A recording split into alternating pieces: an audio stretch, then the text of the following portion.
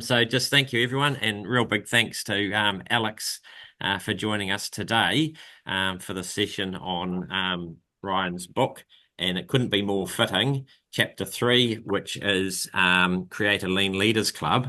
And I first heard about this concept from Alex. And so what we're going to do is we're going to have 10 minutes of Alex just talking through what he's done over in Houston and why he's come up with, the Learning Club and how it's worked for him and what challenges it was overcoming. Get them just to ask a question and introduce themselves briefly, and Alex will hopefully be able to answer that question. And we'll keep those to 5 minutes for the question and the answer together. And at the end, we'll have 5 minutes for general questions. So if there's any general questions come up, if you just send those through to Matt Loveday, he'll collate those questions so that we can get them at the end. Edwin's going to keep us on target for the time, so you'll see a little emoji pop up, and if you could do that now, Edwin, just so that the guys can see what's going to happen. So as we're starting to go through, we want to stay on time. That's just a little general thing to keep us on target. So without further ado, I'm going to introduce Alex, who is a legend, and he's asked me to play a couple of wee videos. So I've got a wee video that I'll share now. So just let me share my screen. All right. No, no, no!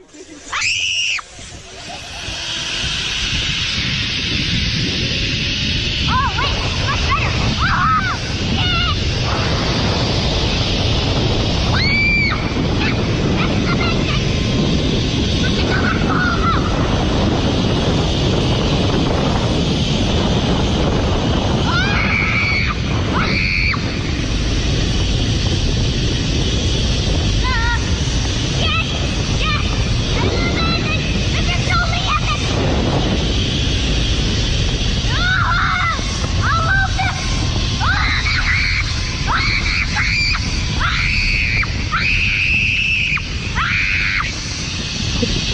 Oh, this isn't so bad.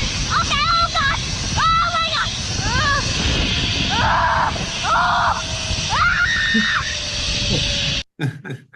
So I asked Phil to show that video because how many of us have gone through the journey and it going up and down? You like it, you love it, but it scares you to death, and you really don't know how to deal with the emotions and the deployment of a lean culture, right?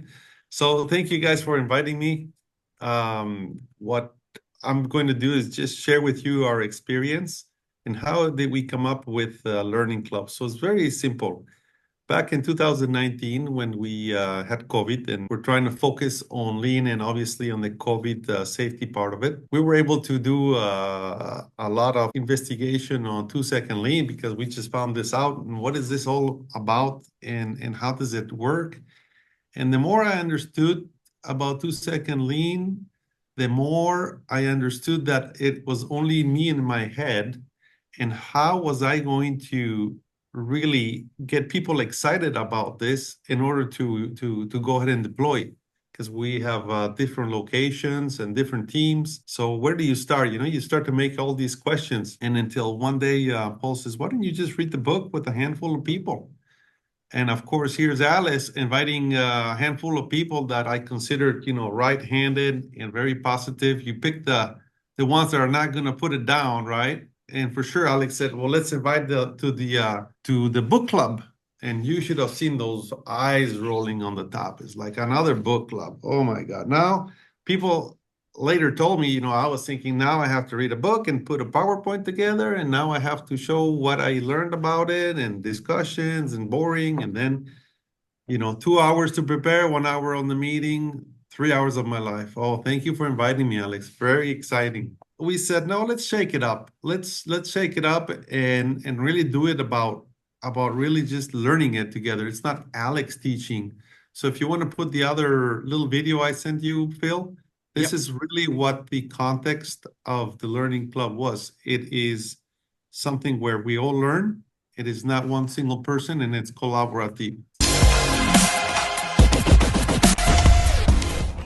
Hello guys, here Alex at Valorec Tibaloy, and we are showing you here our Learning Club, the most amazing thing that we've ever done to launch our lean journey. It was fantastic, and we keep doing it. We have all kinds of different books now, and we definitely structurize it in 4 sections. So we meet one time every week for 1 hour, and it's divided in 4 sections. The safety moment, phrase of the day, then we have the video of the day, to be inspired, and then exchanging on the content. But of course, we also have some snacks and having fun, and we do have some healthy ones as well. We have some 15 people in the club, and some are remotely connected, and then we have also a WhatsApp to share the task for next meeting, and that's our learning club. Hope you enjoy. Thank you very much. So this was, you could see there with the little video, this is COVID. You could see us with our masks back then. We were starting, so we obviously improved it as we went along, and we added some things, and it was pretty full. By the end of the hour, it was like, Shinkansen time, like Phil says. But what I really learned is that it is probably more important than the learning club is more important than the morning meeting. And I'll explain you why. Because when you're trying to scale to all the different departments, all that culture, if Alex would have taken that flag and tried to teach every single area in multiple locations, it is just impossible, as you can imagine. I soon understood, number one, that I needed to train or teach as a collaborative effort. If it was Alex saying, this is what we're going to do like a dictator, it was just not going to go with our culture. So, and if you're in a lean mindset already, you know that collaborative is a lot better than just one idea. It's everybody putting, adding on to the thoughts in order to say, okay, this is what we read. How does it apply it? How can we improve on our teams, our company? And we all shared together as what is the outcome of that learning. I also understood that it is all about repetition. So it's not about the time. It could be 30 minutes. We did an hour because we just had fun. It was pretty fun. And I say it was because now there's many and they take off by themselves. I'm not precisely in all of them. We also understood that we needed to share all of these concepts of lean with our core team, because when we are in the shop, the team are going to challenge what we're trying to implement, right? The culture development is always like, what is this flavor of the month? What is this Alex coming up with now? Oh, these management, they don't know what they're doing. They don't know their head from their ass. So you really need to make sure that you have a handful of people where you're going to implement it.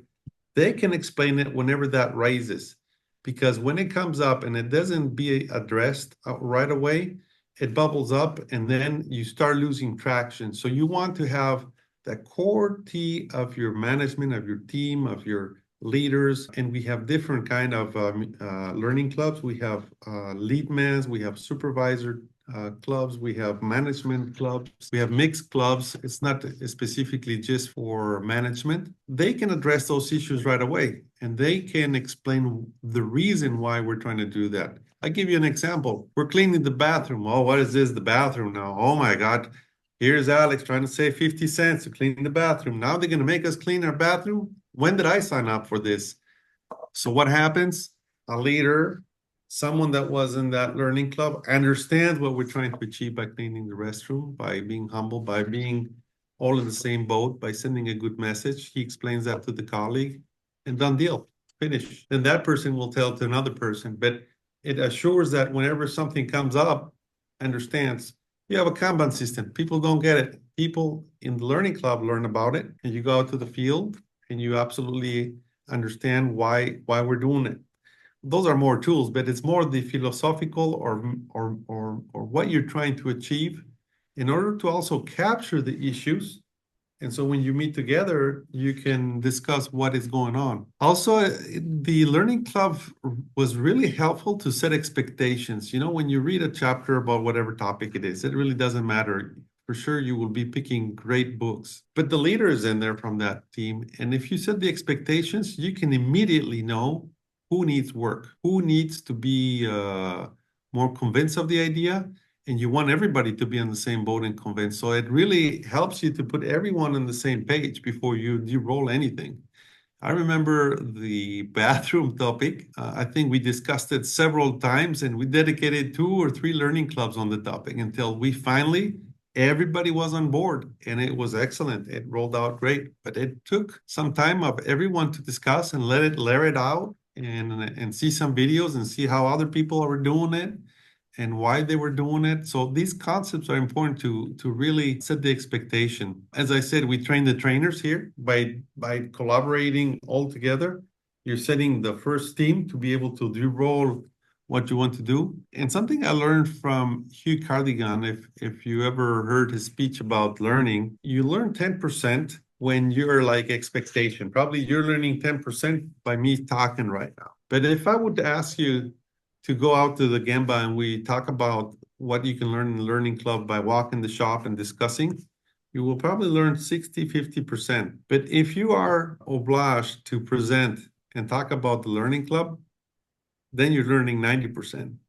So that's exactly what's happening with all these books that we're sharing all these concepts together as a team. When they have to explain the topic that, say, the captain of the day was reading about a chapter, he mastered that and he will never forget it because he had to explain it. And when I understood that, it's really what we're trying to do with the people on the shop floor to carry on the morning meeting. Why? Because when he's doing it, he's developing himself, right? Not only getting out of that cocoon, out of that ball where he's shy and not wanting to do any improvements and not wanting to express himself because people might say something about him or not feel comfortable. But we're creating that culture where it's okay to express and it's okay to test and run experiments. The same way is happening in the learning club. All the management, believe it or not, we are like little kids. Many will not want to express what they think, what they believe, because of fear of how am I going to be looked at.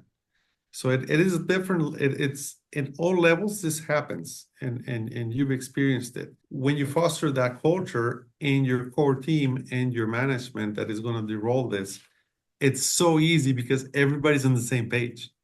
And they've learned all these concepts, and it's not one person, right? The leader that is in charge of the company, in charge of that area, that is teaching them down into these concepts. So that I learned from Hugh and really helped me understood what we had. Another thing that we saw that I could recommend is don't do it more than maybe 7 to 9 people. We had like 15. You saw a little video when we started. It gets chaotic, and the reason that you really want to keep it short is so you have people asking questions and participating. If there's so many, people will just sit down and hear, and you don't want that. If you have 15, we'll do 2 clubs of 7, something like this. The key is that you get people to participate. If it's a learning club just to hear, it will not work. I've tried it, and I did not see very good success. So we prefer to have teams no more of 7 around the organization, and they took up with themselves. And I can tell you that I remember I saw a learning club in our Homa plant in Louisiana, and this was first time they have tried it with lead mans. So you see you have plant manager, has a supervisor of the day and the night, has a lead man, and each lead man has a group of 5-6 people. So the lead mans were really discussing it, and I just popped in with no notice and said, can I participate in your learning club? I was blown away. I had never seen a learning club so deep, so enthusiastic, so engaged, and it really put me to shame that us managers could not be that engaged at that level. And so I definitely said, well, this learning club is not only to deploy, it's also for them to learn together. And it's so beautiful to see how they're learning by themselves. There's no consultant coming to teach them. There's no basic coach or nothing. Just let them read, let them learn by themselves. They know what they need to do. And we just facilitated books. We tried the audio books, but didn't work. So the best thing is just have a physical book and give it as a gift to each one of the members. They can scribble, they can take notes, whatever. Everybody loves snacks, so we would pay for their snacks. Just you budget it in, and the idea is to have fun. We roll the dice at the end of the learning club to see who's going to be the captain. Obviously, if you've been the captain already, you skipped. but that way it wasn't personal. Oh, you need to do it. It was just fun, just a little dice and let it roll out and see who's the captain to read the next chapter. Very important is to have a little WhatsApp chat or whatever you use, Signal, or, there's so many apps to make sure that who is doing what for the next meeting. That really helped us to set the agenda, who's the captain, who brings the snacks, who does the safety moment, who does the inspirational video or phrase of the day, things like this. And I think that each one of the areas of plans and learning clubs that we had this going on, they all had their little flavor. They changed it a little bit, and that was so good because you don't want a rigid, this is how you need to do it. Sometimes in a corporate world, we have such a rigid thing of you need to use this type of format and this logo, and this is the way you need to do it. You kind of kill the creativity. So we really learned from others doing it, letting them experiment and do their learning club. As long as I believe they have the same vision of learning together and coming out better than they were coming in, that's the achievement you want, right? Hey, thanks, Alex. So it's a fantastic coverage of what we're doing. So we'll go with Chris first, then Matthew, and then James, and then Edwin for the questions in that order. So, Chris, you ready for your question? Just introduce yourself. G'day there, guys. Thanks for having me in this group. Thanks, Alex, for your insights, and it's a pleasure to be able to listen to you talk about lean. So, thanks for that. My name's Chris. I've got a tyre retail store in Victoria, in Australia, and we've been on our lean journey for probably about 3 years. And sometimes it's start and stop, to try and eliminate that by getting involved in these sort of meetings is really helpful. So thanks to everyone that joins in. I've got a question here that sort of comes up a fair bit for me. It's myself and 2 other team members. So there's 3 of us here in the workshop that do a bit of everything. So some of the guys here do some admin work as well. So as well as on the workshop floor. My question is around for a 3-man team, what would Alex's recommendations or opinions be for morning meeting content? Because there's only 3 of us, I don't want to be, running over the same content all the time. So is there a strategy for small teams? Is there some opinions you might have, Alex? Well, the content of learning, I think you should have a standard of how you roll it. And then the content of like the learning of the day. Someone passed me a list of good videos, which I can share with you guys. And I think I have more than 400 different links. I'll be happy to share that with you guys. And I just added every time I saw a good video that I saw in a chat or any of these chats of lean that we have all over the world, I would add it to the list. Very important is you don't want to turn the morning meeting into like a production meeting. It's to develop the 3 people in this meeting. So I would focus on content that make you grow. So if something happened in the shop, talk about it. You probably don't have to solve it there, but just talk about it and grow together. We have safety meeting, safety moment, thankfulness, kudos to people that done something good. Did we do good or bad yesterday? Very important. If you won the game, people need to know if you won the game the day before or not. You're not going to solve it there, but at least, hey, did we do good? No? Okay, we'll solve it offline. And a little video about learning about something. Keep it simple. Thank you. Yeah, that's great. That's great. Thanks very much for that. Every time we go get in a lean chat or there's a lean group, it seems to be such big organisations. So I'm or just a small organisation. So that's some really good tips there, Alex. We'll go ahead and use those. Thanks very much. So Matthew Rashid, you're up next. Okay. Thanks, Phil. So, Matthew, I have a business here in South Australia that does fabrication of stone bench tops. So we're measuring, manufacturing, and installing into domestic homes, into hospitality, commercial premises. And we began our lean journey July this year, 2-second lean, and obviously in our infancy. So just trying to figure it out as we go.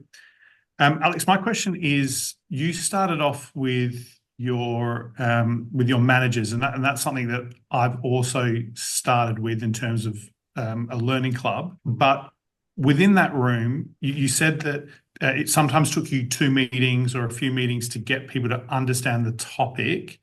How did you navigate when perhaps someone wasn't on board or getting it at that level?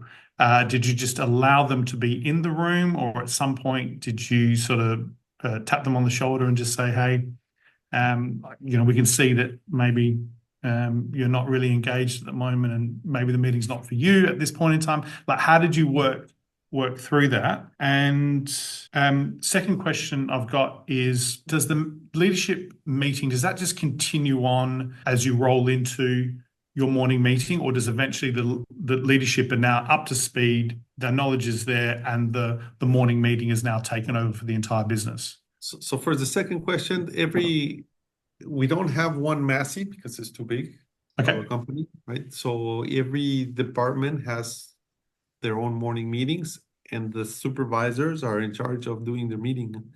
We have a format that they follow.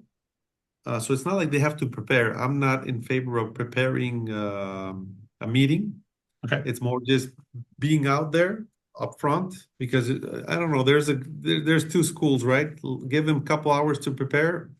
I wasn't really for that. I was more like, this is the format, but you give it your own taste if you want. Now, if someone wanted to do something different, we totally agree. We just didn't want to overwhelm people that now they had to do a presentation. So each one of the teams do their own meeting with that support, and that's it. Have you stopped running your leadership meeting? This learning club, have you stopped doing that with the leadership? We not only continue, but we have others. So I have moved on to different tasks inside the group, but all of the different learning clubs continue by themselves. And that's what you want. You don't want the learning club to be dependent on one person. I get hit by a bus and everything falls apart. You run learning club and morning meeting in your business. Like the business is running a learning club and a morning meeting. Yeah, but without me. Brilliant.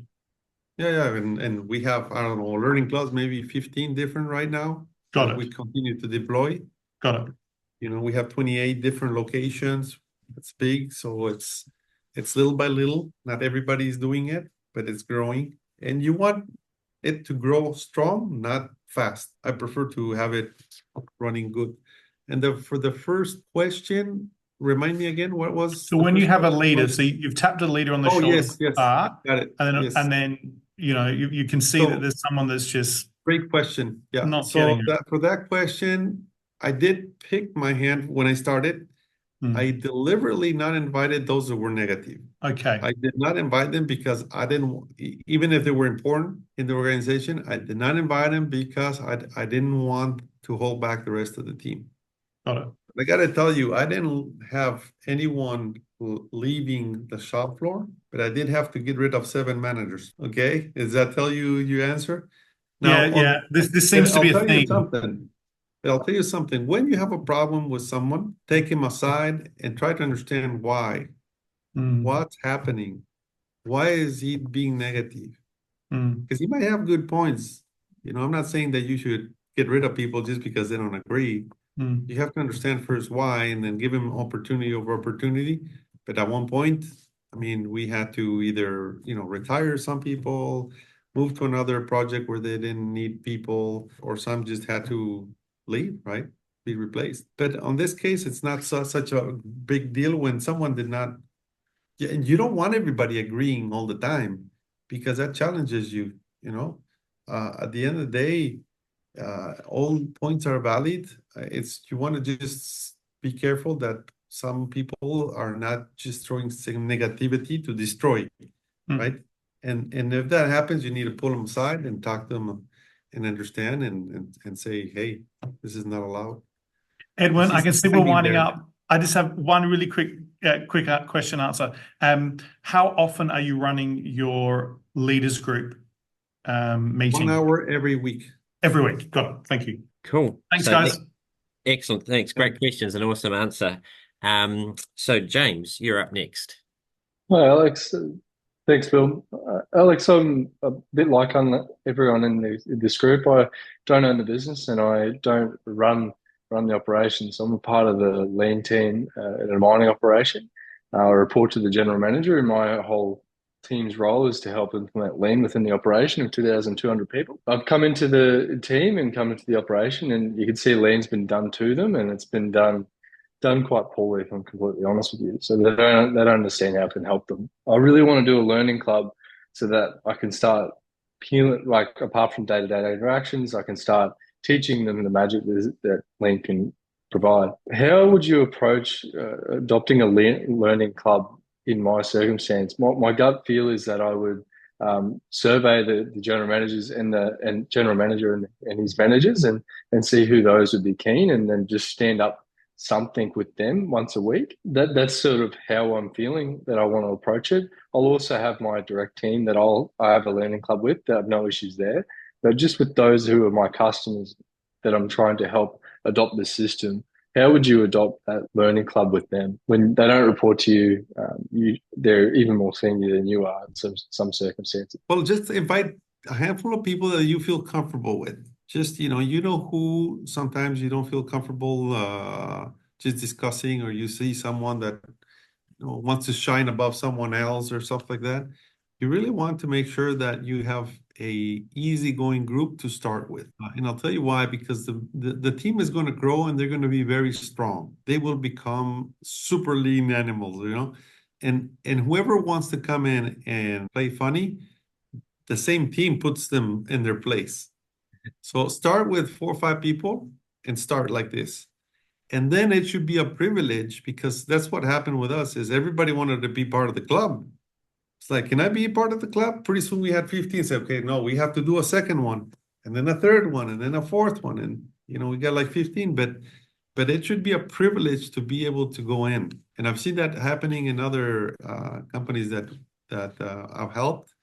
And it's the same recommendation. Just treat it as it's a club. You wouldn't be part of this club and learn. Go right ahead. One thing I really learned from Cacciarelli over at the Ditch, he brings people in the learning club. He basically does a learning club from 7 to 8 in the morning, but it's not paid. So from that hour, he invites everyone. He says, I'm going to develop you for free.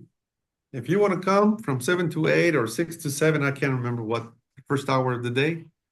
And he immediately knew who really wanted to be part of it, who wanted to learn.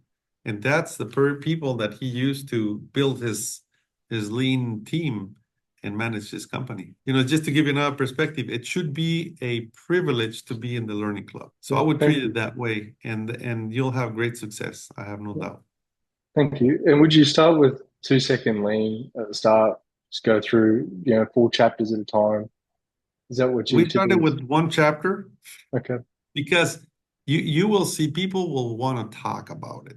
I mean, you have to because there's different roles, and one of them is the timer guy, right? Just like we have Edwin saying, "Hey guys, need to go."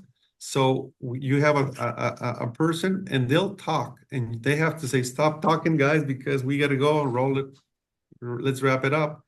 But even those little chapters. So find books that are easy to read, and the key is do not read the book in the learning club. You're gonna waste your time. We started doing that. Have the captain say, this chapter talks about blah, blah, blah, blah, and this is the key learnings, and what do you guys think? I'm gonna read you a phrase that I saw that is super interesting. And here you go, I'm gonna read it to you. So what do you guys think? And Alex, what do you think? Edwin, what do you think? Phil, what do you think? And that's it. Do not read the whole book again, because we wasted so much time and it got boring. So we gotta shuffle it up. So I would do that, 1 little chapter, read it at home, but the captain should bring the synthesis of what he learned. No PowerPoints needed. Don't make it complex. Bring your book with your notes and just talk your lungs out about what you understood. Fantastic, Alex. That's awesome. Great question and answer. So, Edwin, you're up next. Awesome. Well, thanks for everybody for coming, and then big special thanks to Alex. It's so amazing to have you a part of this. And James, really take a lot of tips here from Alex because he was exactly in the position you were. So who am I? Edwin. I'm South African, but I'm immigrated to Australia. I did a mechatronic engineering degree back in 2005, and that's when I was first introduced to Lean because one of our subjects was about the Toyota production system, and we learned all about just in time, Judoka, all that stuff. But obviously, went all over my head.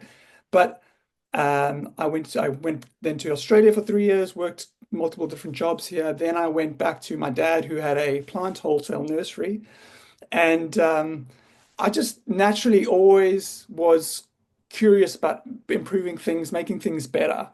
And I would naturally go and do this and that. And we grew the company from 30 people to 70 people, and we turned out, we doubled the revenue in 5 years, and grew it massive, three times the revenue.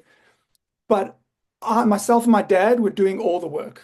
We were the ones, and everybody else was just plodding along, not engaging. And that was a big struggle. It was very frustrating. We always said, or my dad said, we had 70 problems. It wasn't that he looked at his people like problems, but with 2-second lean. So when I was introduced, immigrated to Australia, worked for a nursery here. I was a production manager. I was like, there's got to be a better way. And I stumbled upon, Paul's 2-second lean video saying lean is simple. And I just got so excited and said, this is the tool. This is it to engage your staff. And it's easier said than done, right? And that's where I think this chapter is so important with the Learning Club, because I made some notes here where Ryan says, trying to engage an entire organization in lean every day was very difficult. And this is what I was trying to do when I was working for my dad. And even when I started working for a production nursery here in Sydney. And he says, invest energy and passion for lean into small groups of people. And that's kind of what we're doing. By leveraging all enthusiasm, it was so much easier to get everyone on board. Driving change as part of a group is so much more enjoyable than driving it alone. I wanted to share a short video. I don't know if you guys have heard of Simon Sinek, but he's got this video about how to make a cultural transformation. I think there's quite a key things here to learn. Okay. Here's the biggest mistake companies make when they're doing cultural transformations. They treat it like it's a marketing campaign. Here's the launch date, right? And here are all the programs we're going to make everybody go through. And here are all the PowerPoints, and here are all the executives that are going to give the PowerPoints. You're nodding yes, I'm getting something right? And then it doesn't work. Or people are resistant, or fight, or don't show up, or even sabotage. And it's all well-intended. It's imperfect. And sometimes we get the cultural thing wrong or the timing wrong, but it's all well-intended, and it falls flat, and it's a big waste of time and a big waste of money, and we're right back where we started, right? There's something called the law of diffusion of innovations. This must become your best friend, okay? The bell curve. All populations always sift across the standard deviation. If you have high performers, you have low performers, always. And then you have an average, always. In this room, there's a group of people I know who are nodding their heads going, yep, yep, yep, yep. There's a group of people who think I'm an idiot and they're like, I wasted my money. But most people are like, I'm open. Yeah, this is interesting. I like some of it, I know that. I know that going in every single time. And the fact that you all wanted to come and pay to be in is not a general industry thing, then I know that it's just a little more one way or the other, but it's still the standard deviation, always, right? What the law of diffusion tells us is that the first 2.5% of our population are innovators, big idea people, Steve Jobs, Elon Musk. Then you have the next 12 to 13% of our population are early adopters who are willing to sacrifice time, money, and energy to be a part of something that reflects their own beliefs. They stand in line to see the new Star Wars for 8 hours, even though you can just go in a week and just buy a ticket and go in. They thought that was a good use of time and money, right? Then you have the next, the early majority, the late majority, and your laggards. The only reason these people do something is because they have no choice anymore, right? What you're asking for in cultural transformation is this. How do we change our company, right? The problem is this group of people, the majority, they're cynical. They're practical. What's in it for me? What do I get if it goes wrong? Are you going to pay me extra if I have to stay late? They're cynical and they're practical, right? These people, not so much, right? They'll just do something because they think it's great and they want to be a part of it.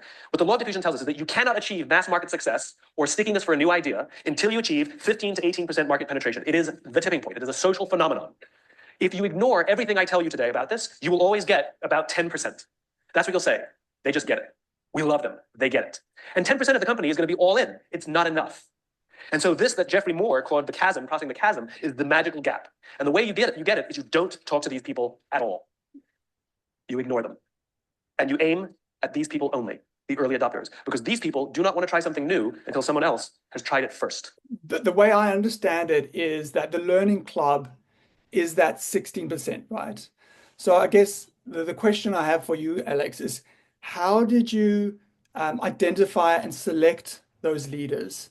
And does it matter if they're not in the management? No, it doesn't matter that, when we deployed 2-second lean, I just focused on the 2%ers. It wasn't even this area should have it because they really need it. It's just focusing on I started with my plant manager, which was Tomas. You met Tomas Marquis over at the summit. And you can see the really great guy. He is very positive, everything a can-do attitude. I said, here we go, baby. This plant is going to start. You're going to be the pilot, and just supported him. People that wanted to be part of the learning club, not necessarily even reported to me. I started, people start talking about it and they want to be part of it and learn it. So pretty soon we're doing 2-second lean in corporate with someone that was in the learning club. Pretty soon someone else that loved it. It came from quality department, so they're doing it in the quality department. Some other person came from sales, so they went to sales and do it. Another one was in R&D. It's really not focusing it's more of just finding the right people, because when they see a example, people want to have that. This is what we call the laboratories. You do something, they come and see, they want to duplicate that. And then they invite someone else, and then they want to duplicate it. So it's all like a domino effect, if you will. But the way I did it was just focusing on those that wanted it. And what does that look like? The people that wanted it, did they come and they made the video? They're interested. So first, when we have nothing to show, it's just those people that are always positive, want to try before they knock things down, Those that are not pessimists but optimists, willing to try something, people that you can count on and getting stuff just done, that try things without fear, people that you can trust with very specific tasks that are sensitive. They execute with a fine pencil, so they look at the details. People that are picky, that are not slobby, because what you want is you want to have that mindset of excellence, like we hear in our community is quality seen and unseen.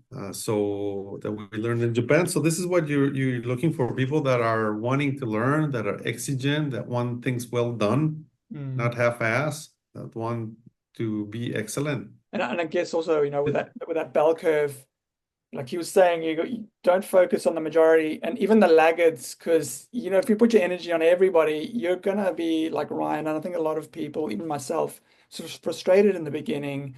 It took such a long time to get the momentum going because we just focused on the wrong people. Focus on the people that you're saying and develop them. That's basically what you're saying. And those people... You said it exactly. They will come. You don't have to go find them. They come to you because they're interested. What is this 2-second lean about? What can you tell me more? Sure, have a book. And if they come with a question, you know that they're on. So, Matt, have we got any general questions? And if we haven't, we can come back to you, Edwin, but we'll just put it out to the other people so they get an opportunity to ask. Yep, we got two, Phil. So the first one is from Trevor. We run different shifts, both in the warehouse and remote. How would Alex structure these meetings to get everyone together? Is that correct, Trevor? Yeah, thanks, Matt, and thanks for your time, Alex. Sure. So I run a food service distribution business. So we've obviously got drivers on the road, and then we have a night shift team that picks all the orders. So night shift team come in at 9 p.m. They pick all the orders. The drivers then pitch at about 2 a.m. Their trucks get loaded and they go and do their deliveries and they go on. Normal work then starts at 7 o'clock. We've got the day shift guys coming in plus the office staff. So I've got Edwin actually doing this for me now. So he's running started off running our morning meetings. I think that's now been passed over and we, again, revolving that. So a different person takes each meeting. But my big question is we've got the guys in the office in the morning and the sales reps that log in remotely. So we've got that morning meeting. Then we have, the night guys call it their morning meeting, but that's at 9 p.m. But we never get the drivers involved. And I'm just trying to work out, do we have like one big meeting, get everyone involved at a certain time? Or do we keep it with these broken meetings and have like one morning meeting per shift. Not Are quite you sure how to talking structure about it. the morning meeting, or are you talking about the learning club? So this is the morning meeting. The learning club Morning. as well. We've got learning clubs which happen on both shifts as well. But yeah, I'm more thinking about the morning meetings and how to get everyone involved together. We did it through the Microsoft Teams Yep. for the sales people because they were never together. Mm-hmm. And they were so dysfunctional in the sense they didn't have that team feeling, team building. So some were in another location, some in corporate office, some in the plants, some in their car because they're visiting someone, some in a lobby in a hotel. So they would all hook up in the morning for half an hour, 20 minutes, did it really quick, and it worked fine. Not everybody was able to participate, Okay. especially on sales. Maybe someone is with a customer or something like this. But for the majority, it really worked out good. It was just through Teams. I mean, that's just a software, but you can use any kind of. Cool. So we've got 3 minutes, so we're going to make it real quick. Matt said there's one more question. So just a quick introduction, your name, fire the question off to Alex, and Alex, a quick question back, and we'll see if we can finish on time. No, sorry. It was just a follow-up. We want to get those lean videos. So that was actually Chris just wanted to follow up, get those lean videos, and I'd like them to if we can. Oh, awesome. So it's 11:48. We've got 2 minutes and we're on target for finishing. So just really want to thank Alex for giving up his time to come share his wisdom and knowledge, and most importantly, his experience and what he's done with the Lean Learning Club. And this is what we're doing here right now, is actually putting it into place. And so if you want an example of what to do in the Lean Leaders Club, you just replay this video when Edwin shares it. This is what we're doing. But it's been a great session. Really appreciate everyone's time, and we've had a really valuable session. So thanks very much, Alex, and everyone. Anytime, guys. Thank you for inviting me. Yeah. I didn't know if they were asking me for the morning meeting several times or for the learning club, because it's two different animals, right? Two different objectives, even though we're growing people and both. I consider the learning club really more for management. A lot of us are smaller companies, our learning club and our morning meetings are almost one and the same. So I think that's where that side of things. And so I guess keeping focus on what chapter we're actually discussing out of the book will keep us on task on that one. So that's a good point there. Maybe when you're 3, 4, 5 people in a company, you don't need a learning club, right? You need to learn these concepts as a layer of management to be able to deploy when you have so many people and so many departments in so many different territories, countries. I think that's a good point, Phil. It makes a difference on the size of the teams. To be honest, for me, this learning club concept is new since the summit. I learned about it. Obviously, it wasn't necessarily in Paul's book and that sort of thing, Alex. I think that you've really opened our eyes to that. But what I did take away from that was the 7 people, smaller people. And more important is so everybody can talk. Yeah, because you do notice in a group of 15, 18 people, you get crickets. Half of them are just, when is this over? When they have to talk, they cannot complain about the topic you're talking about later. Alex, can I ask you the one question there, just because we were talking about the morning meeting and then the learning club, and people were not getting it. But did you start with your learning club first or the morning meeting first? Yes, absolutely. Learning club first. Oh, it's and your journey should be the number one thing. Even before the bathroom. Yeah. So I made a mistake with Trevor because I'm working with him. I thought the learning club, I'd got everybody together and I put some people already offside because they didn't want to be there. But now I'm starting to realize, oh, okay, I mixed it up and I mixed up a morning meeting and a learning club and I made it too long. Learning wasn't right.